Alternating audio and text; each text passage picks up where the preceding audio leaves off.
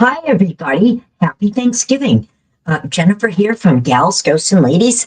And we're so glad that you're joining us this afternoon for pie and coffee. I got my favorite coffee mug. Um, and just as a little aside, in comments, post a picture in this live stream of your favorite creepy coffee mug, and we'll vote, and somebody will win a prize tonight on who's got the best creepy coffee mug. So post a picture. So if you are watching on Facebook and YouTube, I thank you very much. If you're watching at a later time, I thank you very much for that as well. As I've said before, there's so many live streams and podcasts that I want to watch and listen to and follow, and I just never have the time. So what I do, and I would encourage you to do that with my live streams, because they are all available on Facebook and YouTube, is to watch them at a later time. I don't have a lot of graphics. It's mostly just me talking. So put it on in the background and listen while you're doing some housework, while you're sweeping the floor, while you're putting your makeup on. That's when I tend to try to like catch up on podcasts and live streams that I don't have time to watch like at the moment. There's some people I really try to support out there, and I just can't get to all of them. So anyways, even watching me at a later time really helps, and I thank you for that very much. Let's see. I want to remind folks that, my banner down below, we are live from Lizzie Lou Studios. If you've been watching, you do know that Lizzie Lou Studio, the name of the studio, I had to come up with a good name. It's very special to me. Louise is my middle name, and Lizzie is my cousin Michelle's middle name. And as I talk about frequently on this live stream, me and Michelle go way back. We're cousins, but we're been best friends like straight out of the womb. Really, we've been best friends forever, and it's almost like I'm her older sister and she's my younger sister, and that's the kind of relationship we have. But the reason why Lizzie, Michelle's middle name, is in the name of my studio is because, as you've heard me say before, I do these live streams because of Michelle. Michelle asked me to do one on her dad, and I did, and I really fell in love with it. So I took her middle name to name my studio, Lizzie Lou Studios. So as always, thank you, Michelle.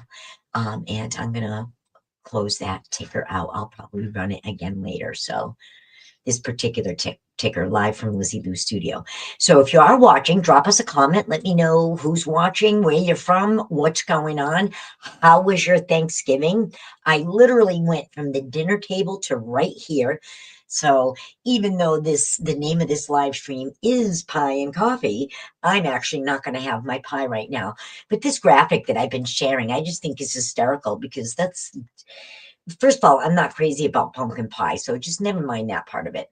But I am crazy about whipped cream and that kind of stuff. So this just really tickled me. That's my idea of pie. So, but anyways, because I'm not crazy about pumpkin pie, I'm actually having pecan pie later. And I had to give a shout out to my Uncle Wayne, and may he rest in peace. He passed away a few years back, but he always called it pecan pie. So I'm having pecan pie for dessert. Tell me in comments what you're having for dessert. Are you a pumpkin pie fan? Are you a pecan pie fan? I'm sure there's a diehard apple pie base out there as well. So let's hear about your favorite dessert. Post a picture of your favorite spooky coffee cup, and let's have pie and coffee together. I do have a little squeak in my voice. I went out with some coworkers last night, like so many people did, and I was laughing and talking all night long, and I'm a little hoarse today, so don't mind me. But it is Thanksgiving, and you can't do a Thanksgiving anything without giving thanks. So, being Thanksgiving, I do want to take a moment and give thanks to some things, and not the least of which is anybody who does tune in and watch and help me build a base. So, thank you for that. I'm thankful that I can live stream. I love it so much. I think I'm halfway decent at it, and I think I'm getting better at it. I welcome your critiques, but please be kind. But I am thankful for this. This is kind of like my new hobby, and I really enjoy it. Um, but I'm also thankful for God, I'm 61. I am thankful for my health. I'm thankful for my husband. I'm thankful for my marriage. I'm thankful for my mother is healthy. She's 81 and she's healthy. I'm thankful for the many, many, many good friendships that I have, the old friendships that I've had, and the new friendships that I'm making through gals. I can't state that enough. Boy, am I making some good new friends through gals. I could list it all, I'll list them all here, but I won't. You know who you are. Um, so I'm very, very grateful for that. Grateful for my family. I expect that Michelle is either tuned in now or may tune in tonight, and she's family. And not only am I thankful for all these things on this Thanksgiving, but like everybody else, I look back at Thanksgiving and I got to think of Thanksgiving's past. And for my family, I mean, I only have one brother. So as far as siblings go, my family is pretty small. But I do have 15 first cousins on one side.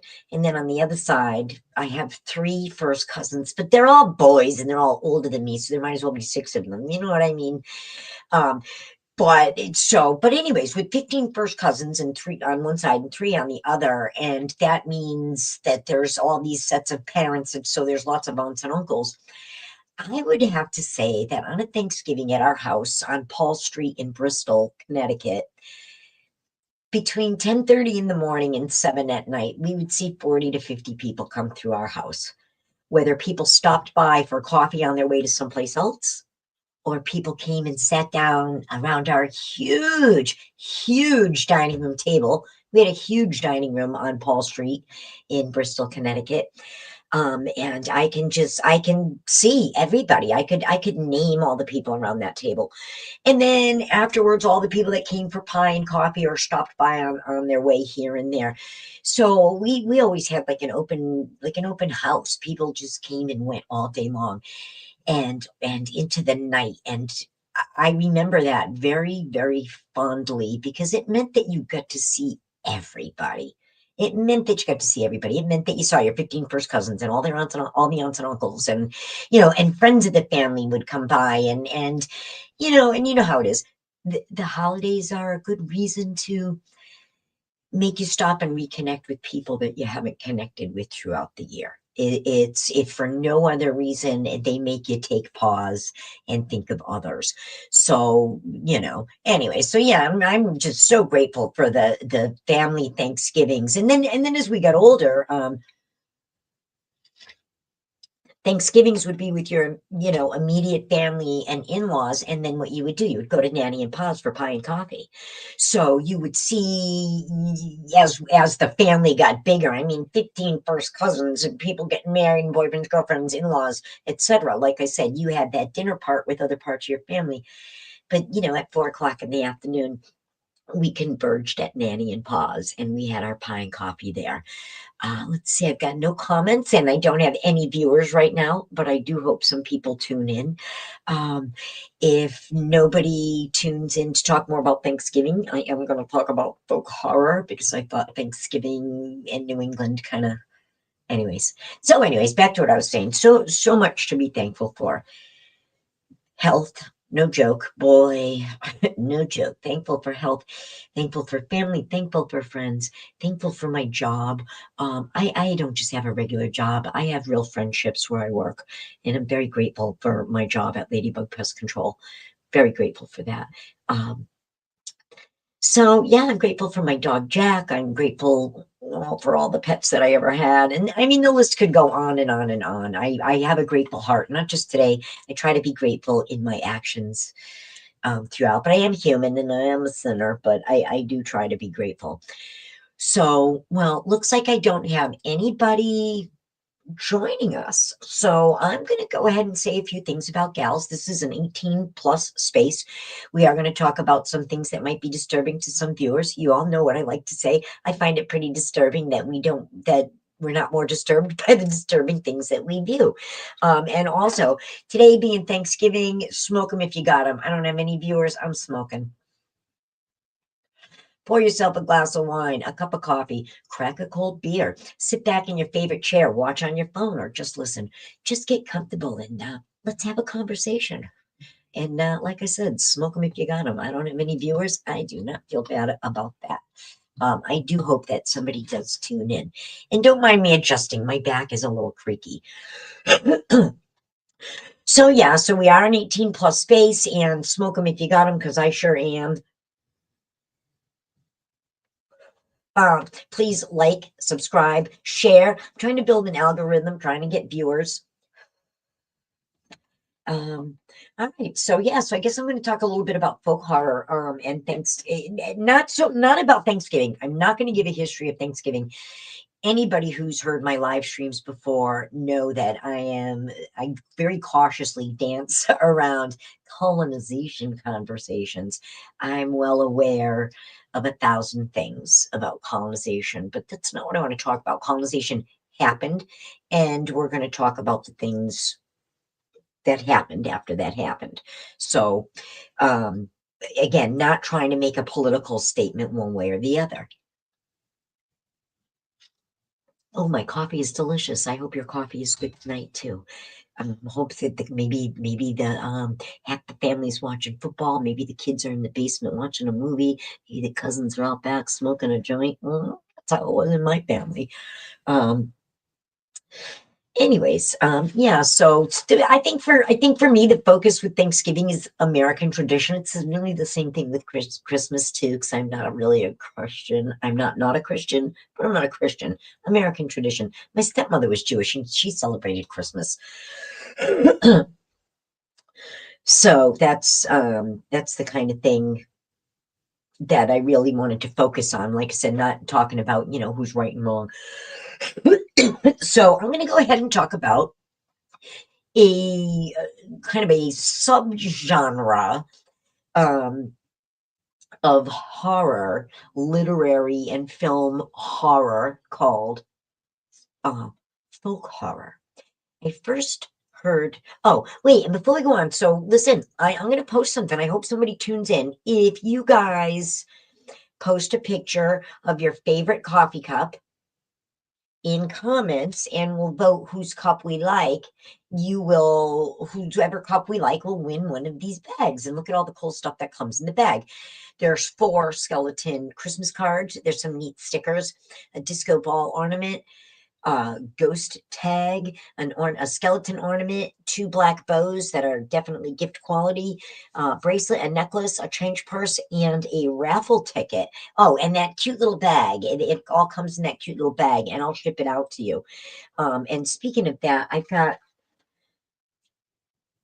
Sonia, Sandy, and Andy. Your bags are going out this weekend. And Kathy Ferrara and Lisa Aubie, if you ever tune in and watch this, send me your addresses, because I got a bag for each of you too, just for being my fans, and for really helping support me during my live streams. So I'd like to send you guys each a bag too.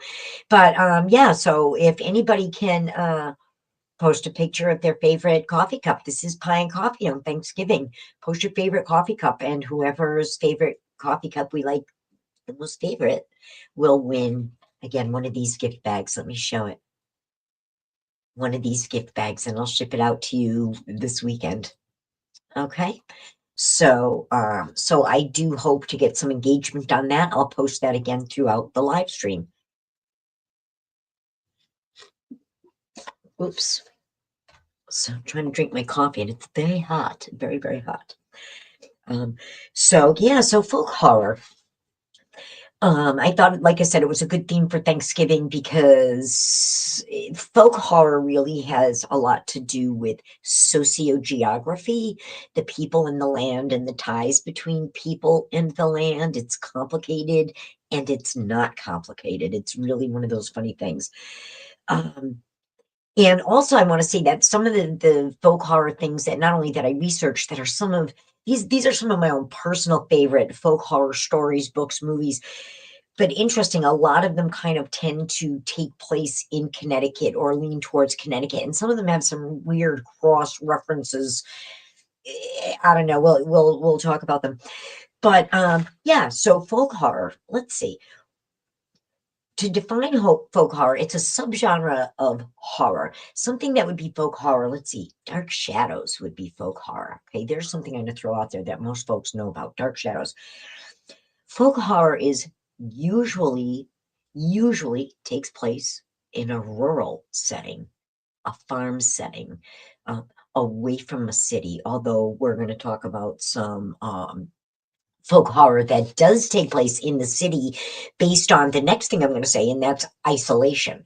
So we need a couple of things to happen for it to be folk horror, sometimes usually rural, definitely isolation from mainstream, isolation from family, isolation from population, isolation from socialization. Superstitions. Somewhere in folk horror, there's somebody who believes something different than what would be current or mainstream. There may be thoughts of a cursed location or talk of a cursed location. Again, think like Dark Shadows, or think lands that have been settled. I mean, we're talking a lot about New England, lands that have been settled for thousands of years, long before the white man got here, even before the Vikings. I believe the Vikings arrived here, but even long before that, these lands have been settled for a long time by people with alternative to what I maybe believe in mainstream beliefs. Okay. And also, for it to be folk horror, there should be an element of traditional beliefs, real focus on tradition, themes of old versus new. Again, there's that kind of tradition thing. There's usually a struggle between old versus new in folk horror, good versus evil, which I guess good versus evil is the crux of any good story, isn't it? Right? Conflict, two opposing forces brought together in a narration, causing a struggle, which is usually resolved. I learned that in 8th grade English with Mrs. Tucker. And last but not least, and this is my personal favorite, for something to be folk horror, there's got to be a certain tone to it. Tone as it applies to writing, not, of course, not tone as it applies to audio. So an impending sense of doom, a building sense of dread through the storytelling, through the description of the geography, the building of tension through anticipation, knowing that a character is going to do something, and you're sitting back watching or reading, you're reading and you're going, no, don't, and you know full well they're going to do it. And then maybe you've read the book a second time or watched the movie again, and because you liked it so much and you know what they're going to do, and that anticipation still builds, then you know you've got a good folk horror story. And a lot of psychological and historical horror, as opposed to supernatural and gory, as opposed to ghosts and knives and stabbings and blood, that kind of thing. There, now my coffee's cooling off a little bit. So yeah, I do hope. I've seen a couple people pop in and then they popped back out. Please comment, drop a comment, let me know who's here. Show a picture of your favorite coffee cup and you could win a prize. So anyways, that's kind of the basic definition of folk horror. There's got to be a lot of elements to it to achieve kind of that definition. And then if you want to add gothic to it, the gothic part of it being romance and mystery. So you can have good folk horror and have it be gothic, and you can have good folk horror and have it not be gothic. So using kind of that definition of folk horror, I would like to strongly recommend, if anybody is interested in this gal's literary and cinematic referrals or recommendations, I strongly recommend this, Woodlands Dark and Days Bewitched, A History of Folk Horror. It's free on YouTube. I have a subscription to YouTube, so I watch it with no commercials on YouTube, but you can see it on YouTube. You may have to buy it on YouTube, but it is also on Prime, and it's on Prime with commercials, but that's no big deal. I will tell you this, it's very long. It is 3 hours long.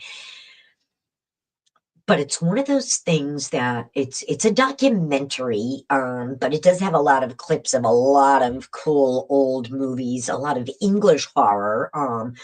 But for our purposes, we're going to be talking more about New England. But again, this really taught me what folk horror was, and I realized that in of all the horror genre, I'm really a fan of folk horror. I've always been a fan of folk horror, and if you think in general terms of folk horror, think of those great horror movies that were produced in the 70s that came out of England that you used to be able to catch on Saturday nights at midnight. You'd come in from the bar and be, half in the bag and sit back on the couch with your pajamas on and drink one last beer and smoke one last joint before bed and catch one of these great English horror movies. And those really kind of captured that kind of feeling. So I think that's the movies I'm going to talk about. Interesting. The movies and the books that I'm going to talk about, and this is my making this connection for the first time, they're pretty much from the 70s as well. So I think the 70s really nailed it with folk horrors. If you do watch this documentary, it goes a little further back as well. And I think there's something about Christmas, the horror stories for Christmas that's English that I would really, really like to read and see some movies about, and know a little more about. They look very frightening and very entertaining. And I have to admit, since I've always been a fan of horror movies and that kind of thing, but since I've been doing like paranormal investigating, uh, fictional horror movies just don't really flip my switch anymore. I don't know. So anyway, so that's why I'm kind of, I guess, going back to my roots, some of my real favorites, and a couple of these you might find interesting to note is that a couple of these I actually read as English assignments in high school. Two of these, one short story and one novel. But anyways, and we'll get into that in a minute. So we're talking about folk horror. Think think Stephen King, think older Stephen King. Here we go, talking about that 70s theme again. And like I said, I don't think I even really thought of that in my research. I gotta adjust my chair. Oh, oops, sorry about that. Sorry about that, guys. Um, but even the older Stephen King stuff came out in the 70s. So again, there for me personally, I didn't find that in research anywhere. I didn't see that anywhere. That's my own personal opinion that the 70s really nailed it with folk horror. And I would love to hear anybody else's opinion. I'm 22 minutes in and I've only seen 2 viewers. So I do hope somebody joins me because I think this is some really fun content and I would love to hear what other people think. Um, and I do hope that you're enjoying your Thanksgiving. And if you are watching at a later time, I really appreciate that. And you can still comment and share if you are watching at a later time. Thank you. So, anyways, yeah, back to what I was saying. Stephen King with some real serious folk horror. Let's talk about Pet Cemetery. Okay, how about the we just went down that punch list of folk horror: isolation, rural, rural. Um, First location, it was Micmac Indian burial ground. There was an ancient pet cemetery. There was a current pet cemetery. So, and there was focus on tradition. There were old good versus evil, an impending sense of dread. If you ever read that story, I won't give it away, but I'll tell you what, you read a scene about a little 3-year-old running down a front yard and Stephen King builds that tension and you know what's coming and it's just that impending sense of and that's not paranormal. That's not paranormal. So, but again, and it's very rural. It's set in Maine, kind of in the country in Maine. A lot of these stories you will find take somebody from a current modern day city, say New York City, Boston. I think Stephen King, a lot of his folks go Boston to Maine or Maine, Boston, back to Maine. So that you'll find that, I don't know, what was I even saying about that? That you end up with that city versus rural. Again, I mean, really, these themes are very prevalent. I think once they're pointed out to you, you're like, oh yeah, oh yeah, oh, look at how literary I'm being. Look at these things I'm learning from Gals, Ghosts, and Ladies about folk horror. Um, and I would love to know what you think about it.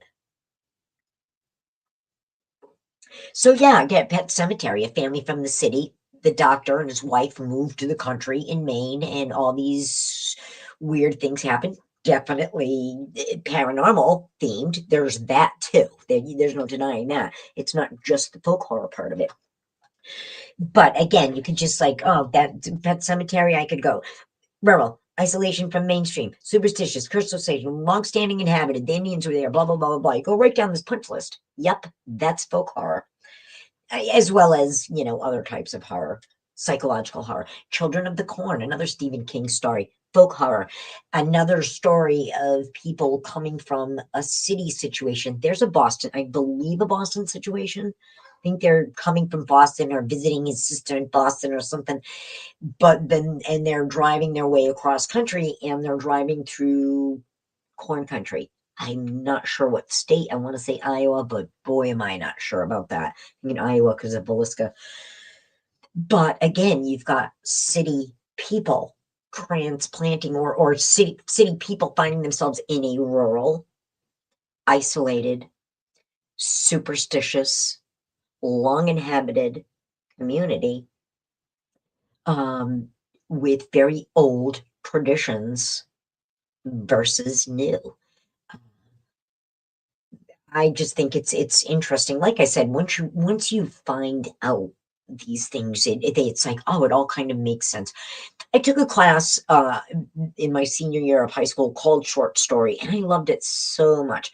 We would read things by O. Henry and Ernest Hemingway and all kinds of great short stories, and we would analyze them. And it got to the point where I could read a short story and go, oh, foreshadowing, red herring, and this, that, and the other thing. And so I really groove on this kind of stuff. I am definitely I'm not a literary geek. I'm not as literary as I wish I were, but this really intrigued me. It all started when I watched this, and it really put a name to that kind of genre that I called 70s horror. So it all started for me that watching that, and again, it's like I said, it's long. It's 3 hours long. Put it on in the background and listen to it. I get something different out of it every time, but I really learned a lot, and it really piqued my interest. And I learned there's a lot more out there that I want to see and watch and learn about. Oh, but one of the stories it talks about, classic folk horror, would be The Wicker Man. And there are two versions of The Wicker Man. We've got the classic version that's got I don't know what's his name and what's his name and what's her name. Did not jot that shit down, and I apologize for that. But I've seen it. There's a classic version, and it's excellent. It is excellent. And then there's a current version with Nicolas Cage, and that was also not bad. I think for myself, I watched the first one with Nicolas Cage, and it was so not bad that I made it a point to seek out the original and watch the original. Rural and isolated. The Wicker Man takes place on an island, and in the remake with Nicolas Cage that takes place in modern times, because it is on a remote island, there's no cell phone service, so it's isolated. There are many superstitions. They are pagans. There's a mystery. They're lying about a missing child to have a police person come from the mainland and investigate. And all the while, it was a ruse to get this policeman there. I won't give much more away. I highly recommend watching Wicker Man. If there's a book, probably a little better, read that. But Wicker Man could just go check right down long-standing values, inhabited forever and ever and ever. The old versus new, the cop, the police officer coming from modern times into this isolated community that doesn't know about TV and electricity and all the other kind of stuff. Not only that, the police officers coming from the mainland, coming from a modern day Christianity probably Catholicism. I know in the original Wicker Man, it's Catholicism because he's a virgin and he's engaged and he's vowed, and that's a big important part of it because he's going to be a sacrifice. And what do you sacrifice? Virgins. So, but anyways, his modern Christianity and he goes to this island and they worship very differently. They worship the old gods. They sacrifice. They make sacrifices to guarantee good crops. So the old ways and the new ways at odds, big city and isolated island. I mean, I feel like I'm teaching a class. I hope somebody watches this and lets me know what you think. I think it's fascinating.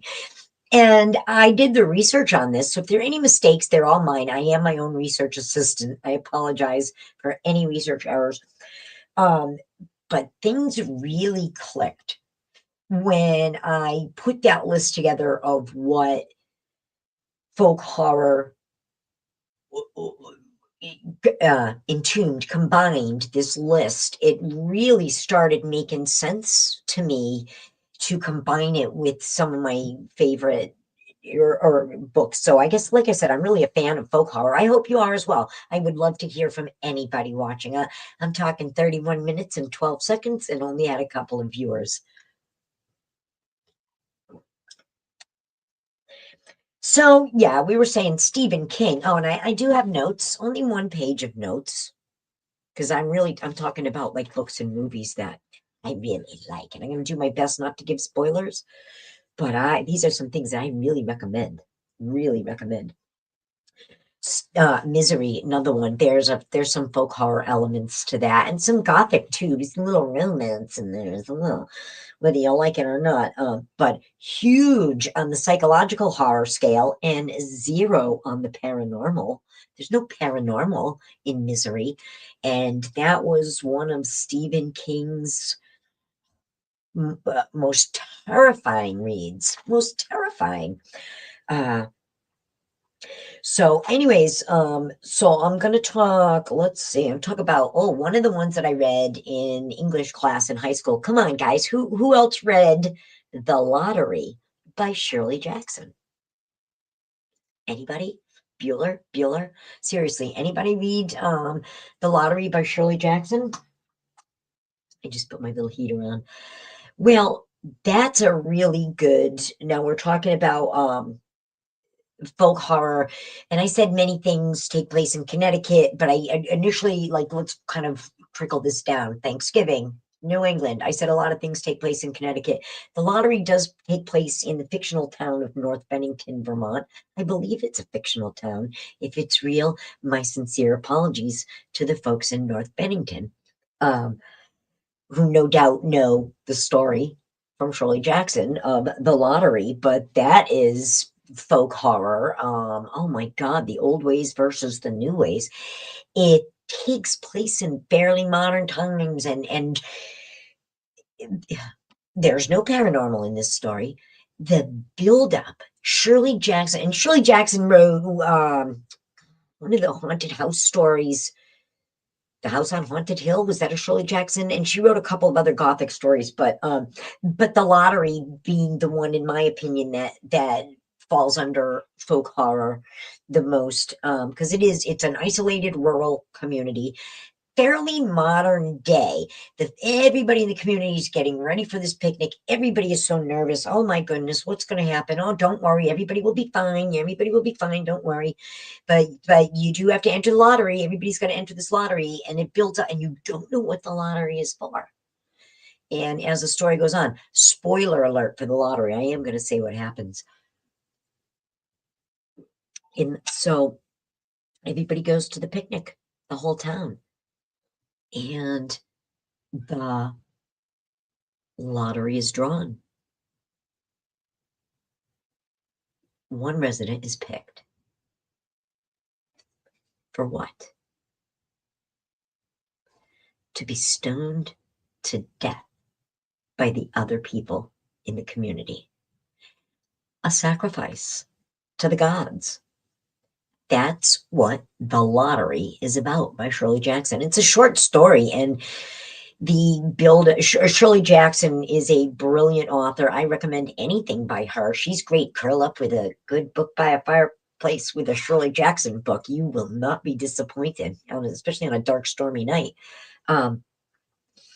But The Lottery is a really good, I don't know, kind of like for what we're talking about, like Stephen King, a good kind of introduction, entry level into folk horror. You've got this isolated rural community that's in fairly modern times, but they are drawing on this very pagan, for lack of a better word, and I don't mean to offend anybody, but pagan ritual of sacrifice to the gods, not God, but to the gods. That's, long standing and traditional for there to be more than one God, so that they have a good harvest next year, or so that they have a better year next year. So that is pretty darn well folk horror, if you ask me. And I just want to remind folks where we are coming from. We are coming at you. Let's see. We are live tonight from Lizzie Lou Studios, having coffee and pie on this Thanksgiving. We do hope that you are enjoying the show. Please post a picture of your favorite coffee cup, because you just might win a prize tonight. We are definitely giving away. What are we giving away? This. We're giving away this to the vote for the best coffee cup. And the raffle ticket, you see that raffle ticket there? That is to win a very creepy doll head REM pod, brand new, very creepy doll head REM pod.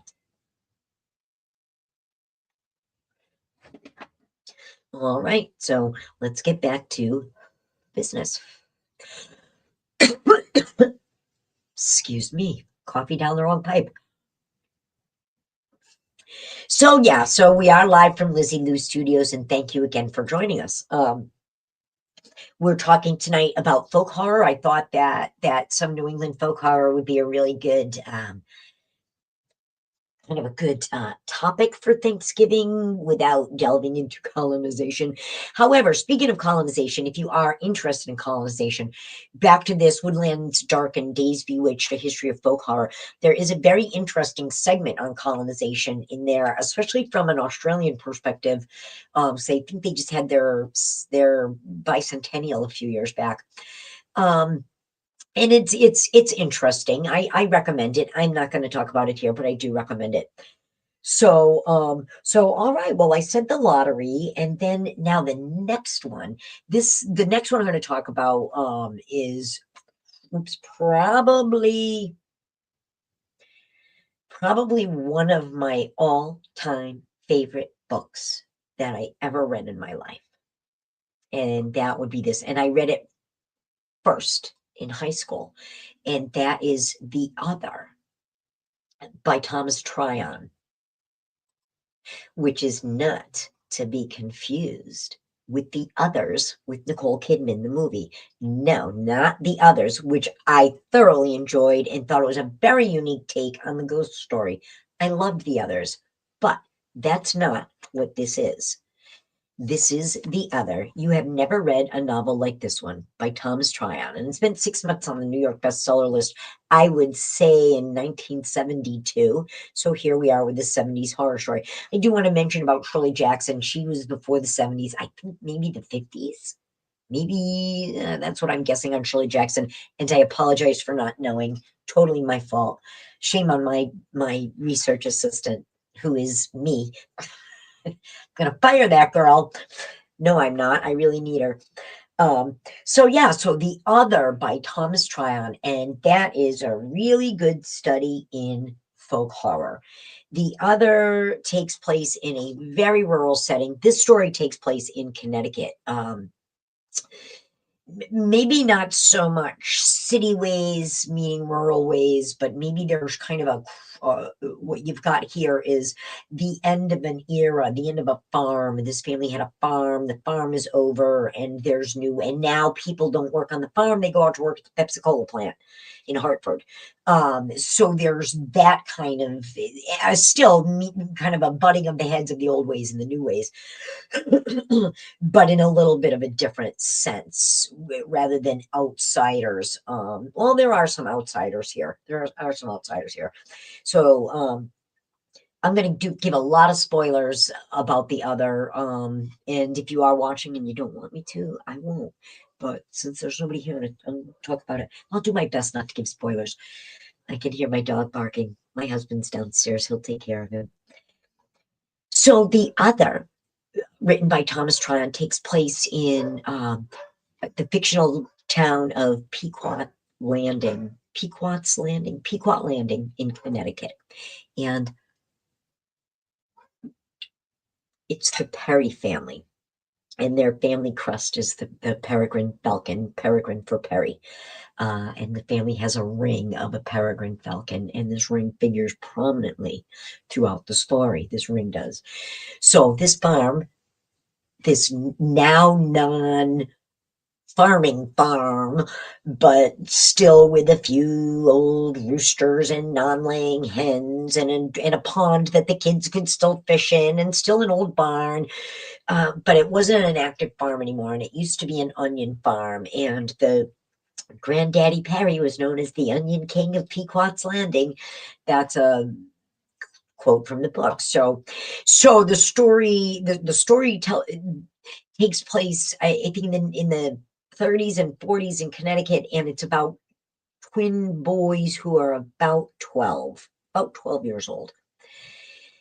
And so Granddaddy Perry would have been their grandfather. He would have been the Onion King, but he had passed away, and so, yeah, so when things happened, so Granddaddy Perry passed away, and then Niles and Holland, the twins, their father, I guess, tried to make a go of the farm, and it didn't work, and then the father died under mysterious circumstances. So, and the ring went from Granddaddy Perry to the father Perry, who died under mysterious circumstances, to somehow Niles ends up with this ring after these people are long gone. So it's very interesting. So, but yeah, there's two twins, Niles and Holland. And of course, if you're going to have a folk horror story about twins, it's going to be one is good and one is bad. One is nice, one is evil. And the story really plays out slow, like molasses, to the point that it's excruciating. It's sweet. It's so excruciating. It's sweet. Any of my literary pals out there, Jennifer Dowd, Kate, if you're watching, oops, and there goes,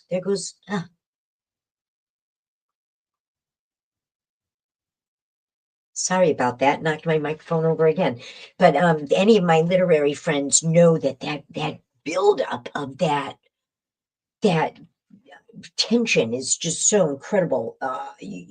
So there, we're talking about tone now in folk horror, but you've got this buildup of tension. There's nothing paranormal in the other. You've got good versus evil. Can everybody hear and see me all right? Because now I've knocked over my microphone and I probably screwed everything up. No, everything seems to look fine.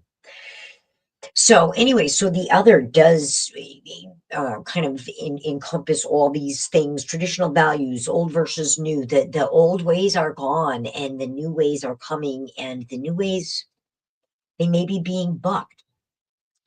There's a character, the old ways. In the other, there's a grandmother character, and she's Russian, and it's an actress, Uta Hagen, and she's also in The Boys from Brazil, which is another favorite, I don't know, horror story of mine. It's actually on my list only because I've got Ira Levin to talk about, and he's got The Stepford Wives, which is folk horror, believe it or not. And here comes Nicole Kidman's name. I said earlier, there's just so many weird parallels. I'm going to talk about The Stepford Wives, and not the one with Nicole Kidman, and not even the one with Susan Ross. I'm going to talk about the book if I have time, because geez, I've already been talking for 45 minutes. So, but with the other, it's the buildup of tension and the things that you see coming and the foreshadowing and the things. The other was not meant to be read. The other was meant to be reread and reread and reread and reread. And I love it. I listen to it on audio. I love reading it. You'll get something different out of it every time, even though you know what's going to happen. And you're like, no, no, can't be. I don't believe it. Don't do it. And all these things, that apprehension in you builds because he tells this Thomas Tryon tells such a good story and he scares the pants off of you. So this book, The Other, spent 6 months on the New York Times bestseller list, and then they made a movie out of it. And the screenplay was also written by Thomas Tryon. I think it was a television movie. I don't think it was in the movies. I think it was a television movie, but it is extremely true to the book. One of the best. Come on, guys and gals, I'm 61 years old. This is literally one of the best film adaptations of a book that this gal has ever seen. And why? Because it was written by Thomas Tryon. It was because the guy that wrote the book wrote the screenplay. And if I'm not mistaken, he may even have directed it. So he was really able to capture the nuances in the book, the tones in the book, in the film. And if he didn't direct it, I do apologize. I should know that shit. I'll tell you, it's really hard to find The Other streaming anywhere. Like you can't even buy or rent it because every now and then I'm in the mood to watch it. I would pay $5 to rent it for 24 hours, you know? But it's very, very hard to find. But I'm going to show this again. I highly recommend this book if you are looking for a good, scary story. And the other thing about it is you really need to pay attention to this story. There's one line in this story that brings it all together. And if you miss that one line in this story, you're going to get to the end and go, what did I miss? What did I miss? You have to pay very, very close attention. That being said, it's not a long novel. It's not long, and the story does move along. So, but the grandmother, we're talking about folk horror, or the old ways. The grandmother is from they call her Ada. And the character's name is Ada Badrenia, and she's the mother's mother. And the mother, after the father died, the mother's taken to a separate wing, like over the carriage house, and she secretly drinks up there, and it's not so much of a secret. And that was really something for a woman to be an alcoholic in the 30s and 40s, not so good, Well, it's never so good, but you know what I mean. Different time periods, things were looked on differently, but everybody knows it was an open secret for them. But Ada and the grandsons used to play the game, and that was where they would almost like self-hypnotize. And she could talk. Niles Holland couldn't really get into it so much. Niles, she could talk him into find a bird overhead and envisioning that you're that bird and you look down below and you see everything, and they called it the game, and they played it, and they eventually I won't say one of the twins, because there goes that microphone again. Like it's my large, it's these. Sorry. But it's that one of the one twin Niles that does it, and does it for not so good purposes, although he doesn't think so. So I don't want to give too much more away about that, but I highly recommend if you're looking for a good read, gals. I should have come up with some kind of gals. I give this 5 gals, 5 G's for The Other. for really fitting the bill for folk horror, and also for being a really great read. You could read it in a weekend. If you started on a Friday night, you'd be done with it Sunday before bed, and you would be saying, I can't wait to go back and read this again. It's some really good folk horror. It takes place in Connecticut.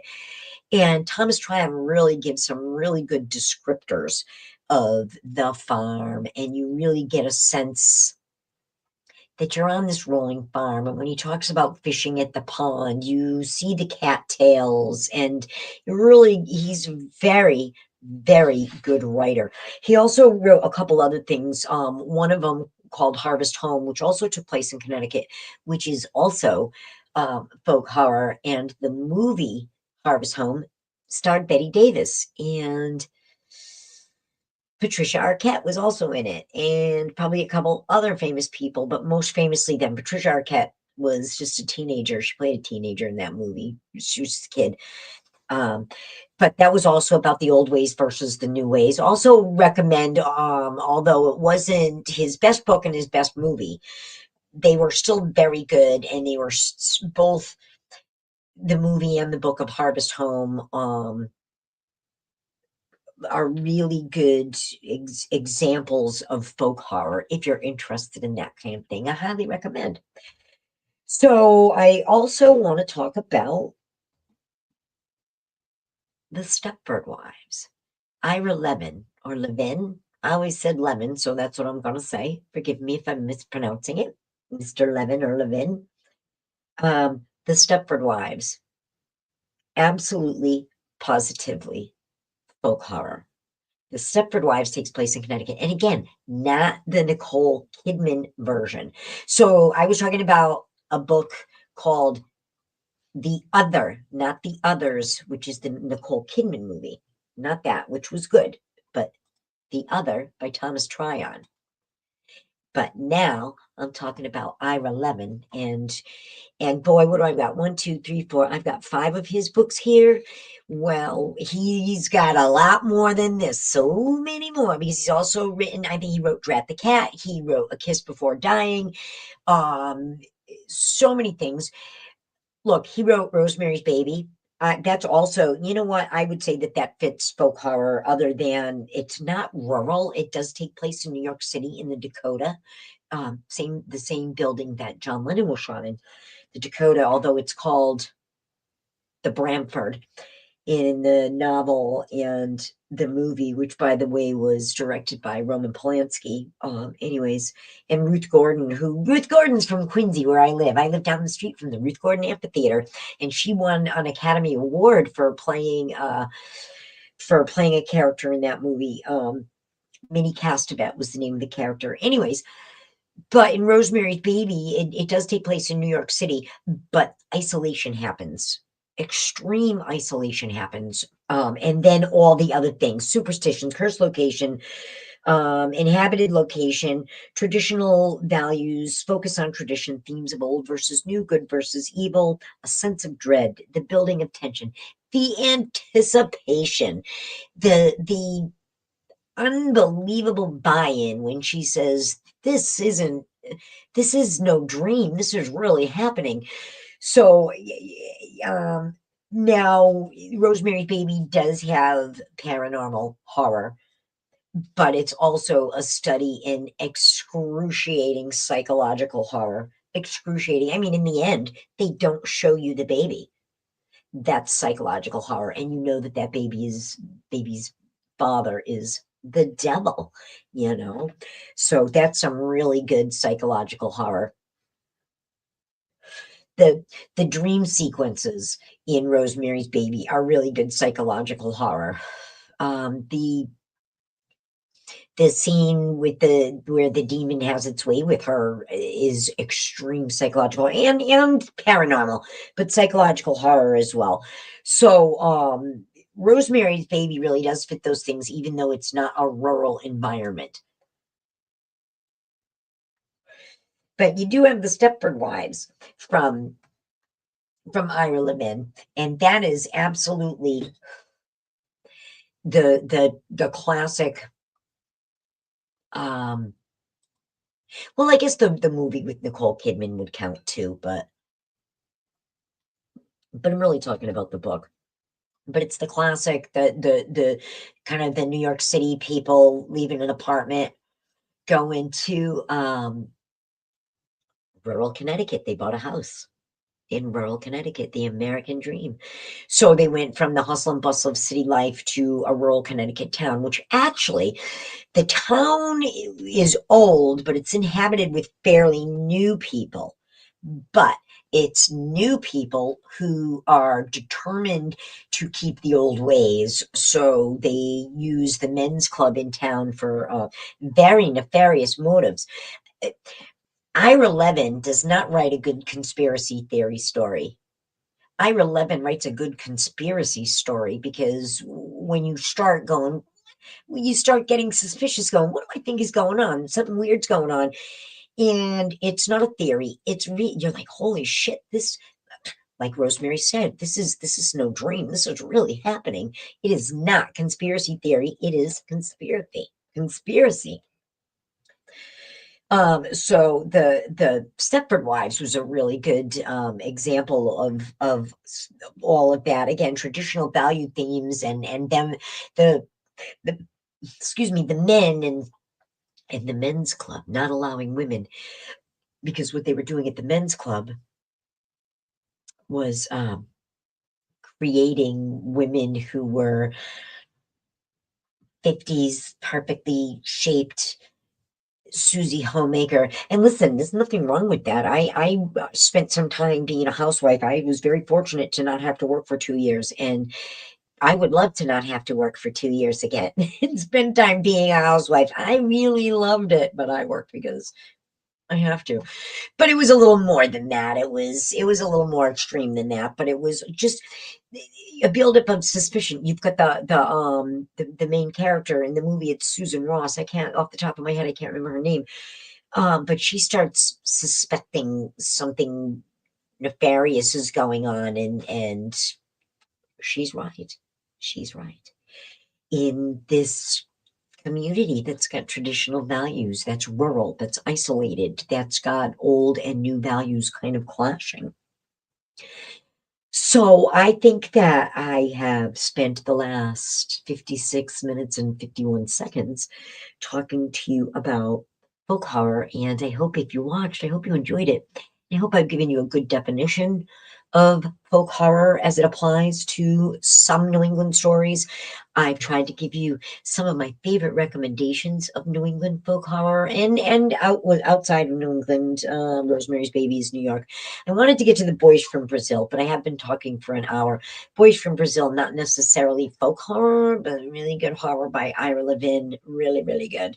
But also with Uta Hagen in it, who was also in The Other, who, by the way, Uta Hagen, this actress who was in these two movies, was also a famous acting teacher. She taught many, many great actors.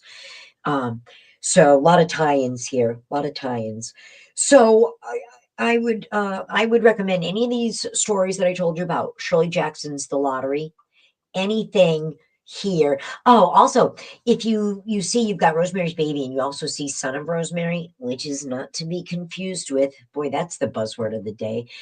It's not to be confused with the movie Look What Happened to Rosemary's Baby, which came out like 2 years after the original movie and was crazy. It was just Patty Duke just crying. It was awful. I do not recommend. What I do recommend is Son of Rosemary, which came out a few years back, in the last 15 to 20 years, written by Ira Levin, and I thought gave a very good resolution to things. I really liked it a lot. I really liked it. So I do recommend it. But I also want to recommend this again, Woodland Dark and Days Bewitched, A History of Folk Horror. It is a documentary. It's on YouTube and it's on Amazon Prime. And it's a really good starting place if you're interested in either literary or cinematic folk horror, which is really just the coolest little niche subgenre of horror and gothic.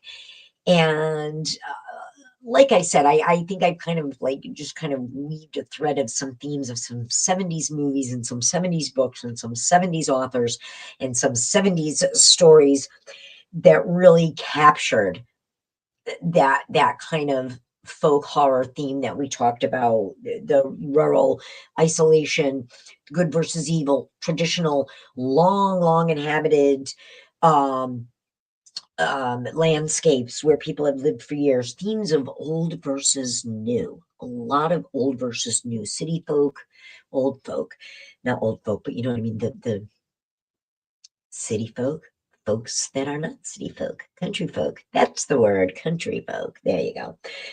And again, psychological and historical horror as opposed to um, paranormal, although there's definitely a paranormal element in a lot of these and in a lot of those 70s folk horror movies that came out of England, a lot of witches and witchcraft. And you'll see this is also a great place to learn about witches and witchcraft and why they're so feared, and so many things to learn from Woodlands Dark and Days Bewitched. I highly recommend it. Yeah, I'm going to wrap things up. It's been over an hour. I recommend reading the other. I give it 5 ghosts, 5 gals. I give this 5 gals, and I give everything on here 5 gals. And nobody posted a picture of their favorite mug, so we don't have any winners tonight. If I will monitor comments over the next 24 hours, if anybody does comment, the first person to comment will win a bag. And Kathy Ferrara and Lisa Aubie, send me your addresses because you are getting a bag complimentary for being supporters. And I hope everybody is enjoying their pie and their coffee. And thank you so much for joining us on Gals on this Thanksgiving of 2025. And don't forget to listen to Alice's Restaurant by Arlo Guthrie. Happy Thanksgiving, everybody. And I'm going to play my outro and end stream. I will not be home Saturday night, so I'm going to drop a rerun. I do hope you watch. Let me know what you'd like to see, and that's the one that I'll rerun. Thank you, everybody, for tuning in, and we'll see you next time. Bye-bye.